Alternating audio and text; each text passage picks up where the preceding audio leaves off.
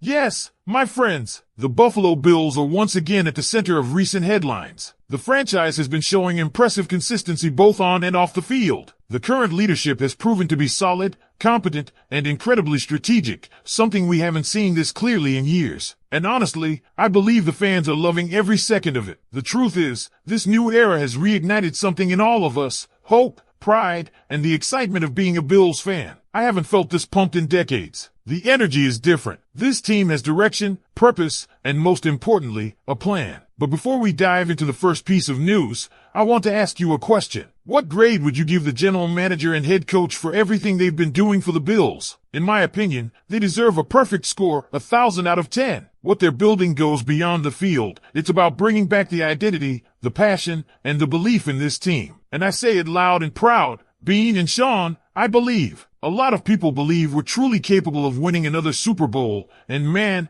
I don't doubt it for a second. It feels like this is our time. We're going to get there, but we'll talk more about that soon. For now, let's get into the first piece of news. This isn't your typical off-season chatter. Bills Mafia. We're not recycling tired rumors about washed-up veterans or desperate last-minute pickups. No, this one's different. It's bold, it's unexpected, and it just might be the game-changing move that tips the scale in the AFC East. Picture this: Tyron Matthew, the Honey Badger, wearing Buffalo blue and red. Sounds crazy, right? But it's not as far-fetched as you think. This isn't just wild speculation either. A major NFL outlet, Bleacher Report, actually floated the idea that the Bills could be in the market for one final splash before the season begins. And guess whose name came up? That's right, Tyron freaking Matthew. Now I know what you're thinking. It's mid-July. Everyone's throwing out trade scenarios for clicks. But the more this idea gets unpacked, the more it starts to make a weird amount of sense. Not just from a football standpoint, but from a locker room,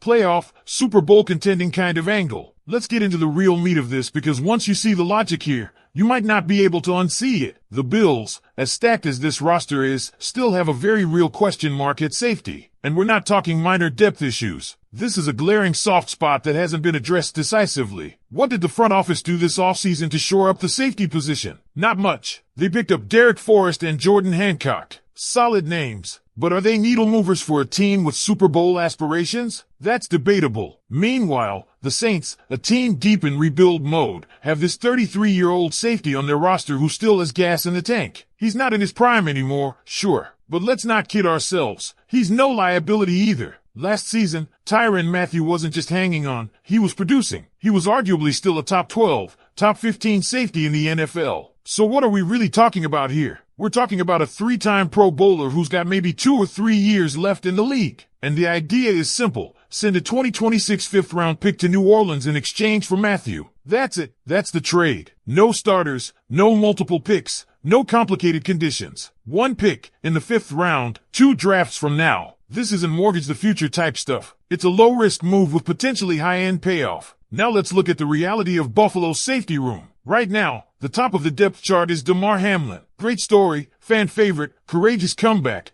but he's not your top-end, playmaking safety that you want patrolling center field in the postseason. You're not matching up with Patrick Mahomes or Joe Burrow in the AFC Championship with question marks in your secondary. Then there's Cole Bishop. Drafted in the 2nd round in 2024, Bishop came into the league with a ton of promise, physicality, aggression, big hit mentality. But the reality of his rookie year? Disappointing, to put it gently. His PFF grade was terrible. Just 2 pass breakups, 40 tackles, no interceptions. That aggressive style didn't translate the way we hoped. He jumped routes, got beat in coverage, and struggled to hold his assignments. It's the classic young safety problem: high motor, low patience. To be fair, Bishop has his upsides. He's fluid in coverage, he's a tireless competitor, and when it comes to run defense, he thrives. He'll come up to the line and blow up a sweep like a missile, but he's not ready to be the last line of defense just yet. And if the Bills are serious about winning now, not next year, not in 2026, but this season, then that safety position can't be treated as a developmental project. You need someone who's been there. Someone who's seen every offensive look imaginable. Someone who won't get caught flat-footed in a playoff game with the season on the line. That someone might just be Tyron Matthew. But here's the twist. Despite the logic behind the trade,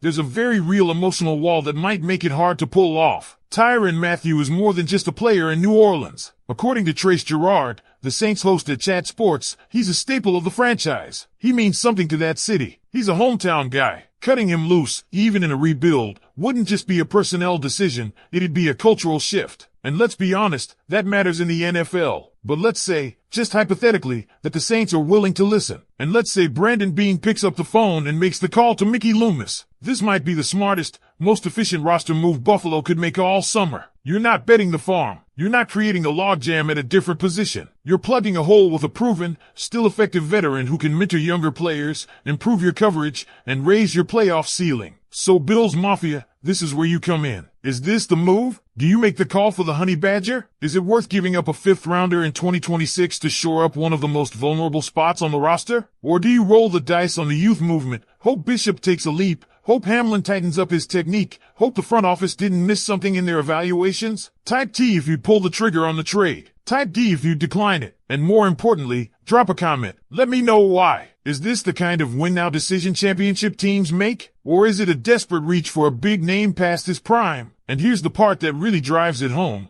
We're not talking about some fantasy football dream or a Madden simulation. This is a real-world scenario that fits both teams' trajectories. The Saints are rebuilding. They're not chasing rings right now. They're trying to clear cap space, stack young assets, and prepare for a new identity post-Cam Jordan, post-Michael Thomas, and, eventually, post-Tyron Matthew. Shedding an aging but still valuable player like Matthew for a future pick? That's a classic front office chess move. And from the Bills' perspective, this might be the most efficient use of a late-round pick in years. Think about the value of a 5th rounder. Yes, we've seen the occasional breakout star. Matt Milano, ironically, is a shining example of a 5th-round gem. But more often than not, those picks are rotational guys, fringe roster players, or eventual practice squad staples. Are we really going to pass up a chance at adding a veteran Pro Bowler with playoff experience, leadership, and swagger over the remote possibility that we hit on a developmental project in the 2026 draft? Let's take a hard look at the real-world stakes. This 2025 Bills team isn't one that's playing for moral victories or division titles. This is a team that's been hovering at the edge of greatness for the past 3 years,